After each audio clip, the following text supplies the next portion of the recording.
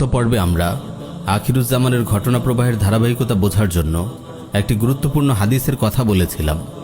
আলোচনা বোঝার সুবিধার্থে সেটি আবার আমরা উল্লেখ করছি। রাসূল সাল্লাল্লাহু আলাইহি ওয়াসাল্লাম ইরশাদ করেন, উমরানু বাইতুল মাকদিস খারাবু ইয়াসরিব ওয়া খারাবু ইয়াসরিব খুরুজুল মালহামা ওয়া খুরুজুল মালহামা ফাতহু কুসতান্তিনিয়াহ ওয়া ফাতহুল কুসতান্তিনিয়াহ খুরুজুদ দাজ্জাল। বাইতুল মাকদিসের আবাদী ও সমৃদ্ধি মদিনা বিরান হওয়ার আলামত। মদিনা বিরান হওয়া মহাযুদ্ধের আলামত, আর মহাযুদ্ধ কনস্টান্টিনোপল বিজয় হওয়ার নিদর্শন, আর কনস্টান্টিনোপল বিজয় হওয়া দাজ্জালের আবির্ভাবের আলামত। প্রিয় ভাই ও বোন, গত পর্বে আমরা মহাযুদ্ধে মুসলিম বাহিনীর বিজয় পর্যন্ত আলোচনা করেছিলাম। আজ আমরা এরপর থেকে আলোচনা শুরু করব ইনশাআল্লাহ। আল মালহামাতুল আজমা বা মহাযুদ্ধে এক মহাবিজয় লাভের পর মুসলিম বাহিনীর অবশিষ্ট মুজাহিদরা ইমাম মাহদির নেতৃত্বে কনস্টান্টিনোপল তথা বর্তমান তুরস্কের রাজধানী ইস্তাম্বুল বিজয়ের জন্য সামনে অগ্রসর হবে।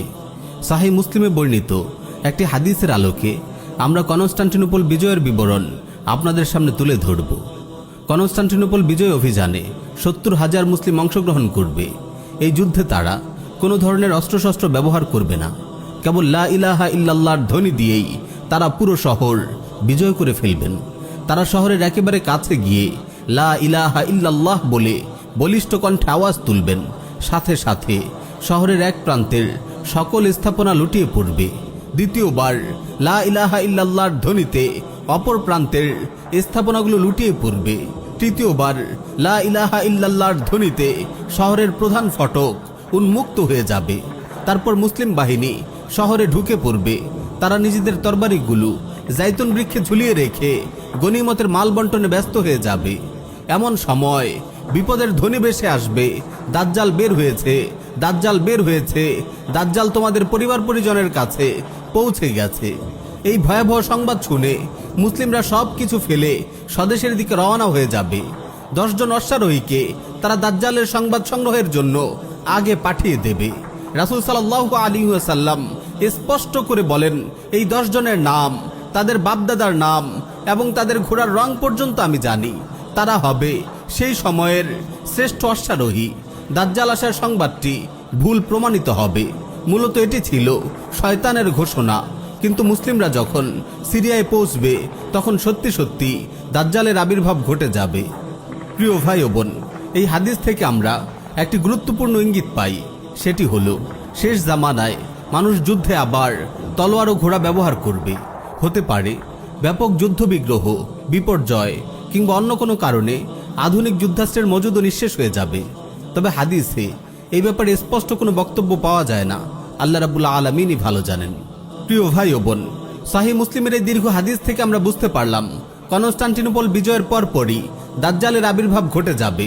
দাজ্জাল 40 দিন পৃথিবীতে থাকবে। প্রথম দিনটি হবে 1 বছরের সমান, দ্বিতীয় দিনটি হবে 1 মাসের সমান, আর তৃতীয় দিনটি হবে 1 সপ্তাহের সমান।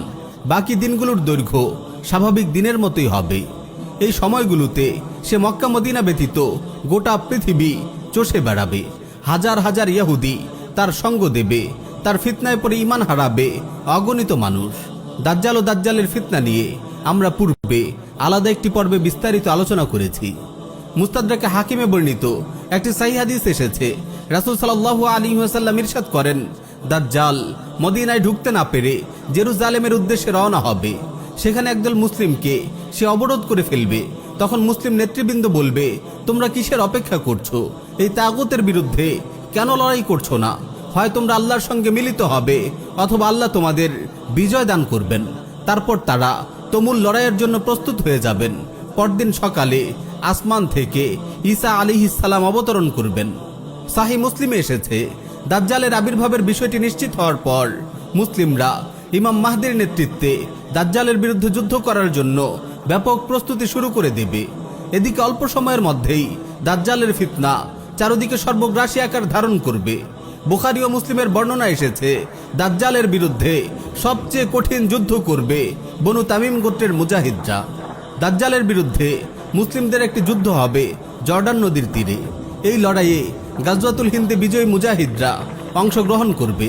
একটি সহিহ হাদিস এসেছে, রাসূল সাল্লাল্লাহু আলাইহি ওয়াসাল্লাম ইরশাদ করেন, লা তুকাতিলুন্নাল মুশরিকিন হাত্তা তুকাতিলা বাকিয়াতুকুমুদ দাজ্জাল আলা নাহরিম বিল উর্দুন আনতুম শারকিয়্যাহ ওয়া হুম গারবিয়্যাহ। নিঃসন্দেহে তোমরা মুশরিকদের বিরুদ্ধে যুদ্ধ করবে, এমনকি এই যুদ্ধে তোমাদের অবশিষ্ট মুজাহিদরা জর্ডান নদীর তীরে দাজ্জালের সঙ্গে যুদ্ধে লিপ্ত হবে।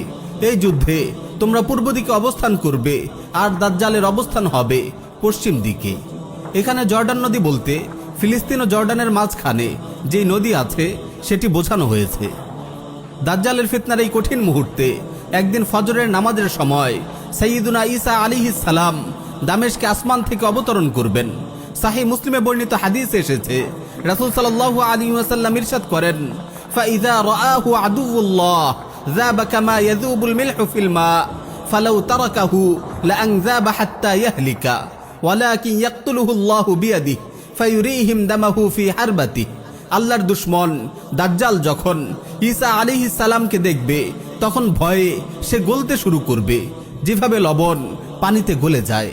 তাকে যদি তিনি এমনিতেই ছেড়ে দিতেন তবুও সে গলে গলে ধ্বংস হয়ে যেত, কিন্তু তিনি ঈসা আলাইহিস সালামের হাতে তাকে হত্যা করবেন এবং তার বর্ষায় দাজ্জালের রক্ত তাদের দেখিয়ে দেবেন। তারপর ইহুদিদের মৃত্যুডঙ্কা বেজে উঠবে, তাদের বিরুদ্ধে মুসলিমদের এক মহা লড়াই বেঁধে যাবে। মুসলিম বাহিনী এক একজন ইহুদিকে খুঁজে খুঁজে হত্যা করবে।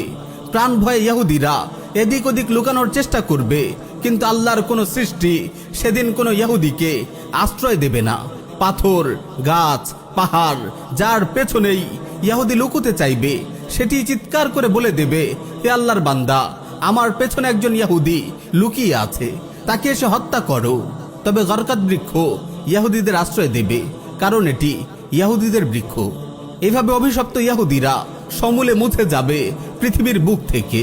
তারপর সাইয়্যিদুনা ঈসা বিন মারইয়াম আলাইহিস সালাম গোটা পৃথিবীতে শান্তি প্রতিষ্ঠা করবেন। তার শাসন আমলে পৃথিবীতে ইসলাম ছাড়া অন্য কোনো ধর্ম বা মতবাদ থাকবে না। তার শাসনকাল নিয়ে বিস্তারিত আমরা পূর্বের একটি মজলিসে আলোচনা করেছি। আজ এতটুকুই। আগামী পর্বগুলোতে শেষ জামানার বাকি ঘটনা প্রবাহ নিয়ে আলোচনা অব্যাহত থাকবে ইনশাআল্লাহ।